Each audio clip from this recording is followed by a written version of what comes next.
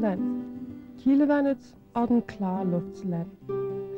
Landets grunderhverv har igennem århundreder været landbrug og fiskeri, det vil sige produktion af fødevarer.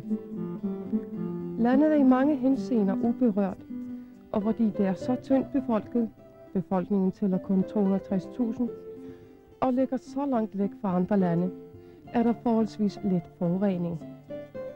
Det frembyder derfor helt enestående vilkår for at producere gode fødevarer, der er helt fri for forurening.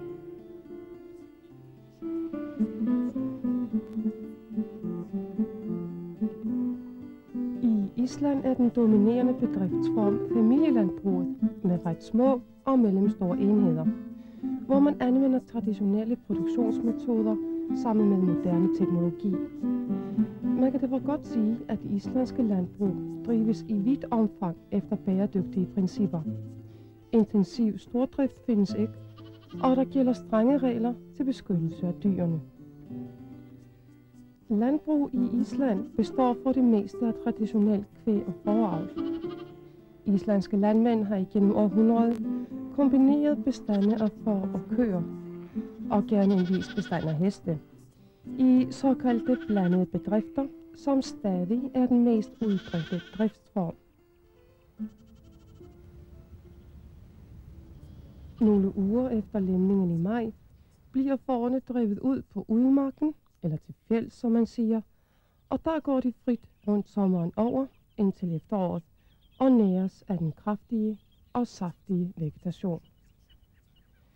I Island har man i mange henseender enestående forhold til produktion af fødevarer.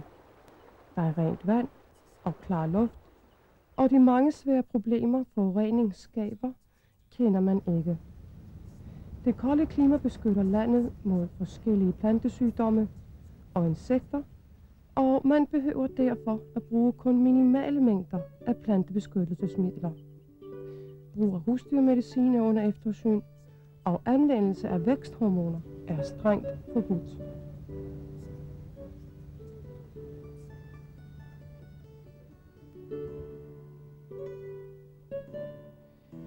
I Island har kunsten at avle får forandret sig lidt igennem århundrederne. For at bevare den rene og naturlige kvalitet har man strenge sanitære regler om behandling og opbevaring af kød.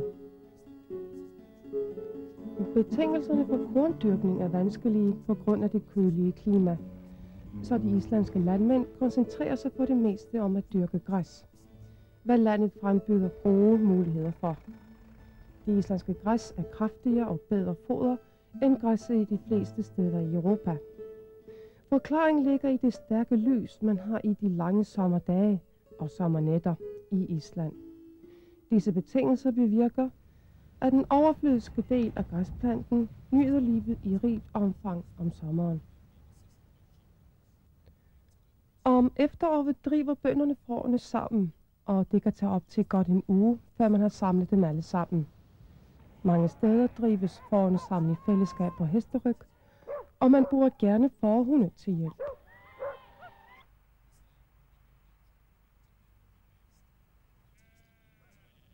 Landbrug har på mange måder haft hårde vilkår i Island, dette land af ild og is, hvor mennesker og dyr lever i evig kamp med naturkræfterne. Men netop disse hårde livsvilkår gør, at her kan man fremstille landbrugsprodukter med den helt rene, naturlige smag.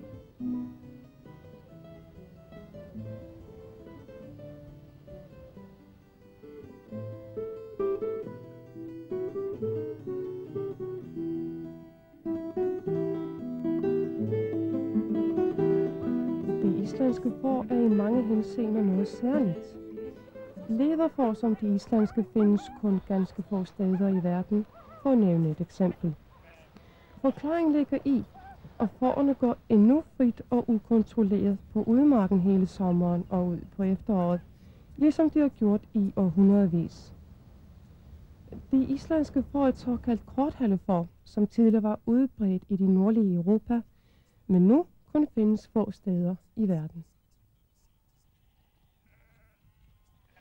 Det kølige islandske klima har den fordel, at man kan være uden al slags kemiske midler, som for eksempel insektbekæmpelsesmidler.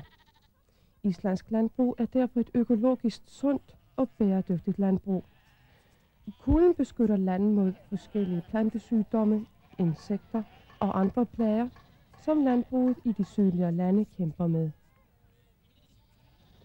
Hver fåreavler har sit eget øremærke, som han bruger til at mærke sine får med. Når fåredriften kommer ned fra fjælden om efteråret, samles den i store fårefolde og fordeles efter øremærkerne på de forskellige gårde. Det foregår på den måde, og hver gård har sit aflukke i fårefolden. Det er en stor dag på egnen, når fårene fordeles efter sommeren, og fårefordelingen er et malerisk syn for dem, som ikke kender noget til den. Islandsk landbrug, den helt naturlige smag.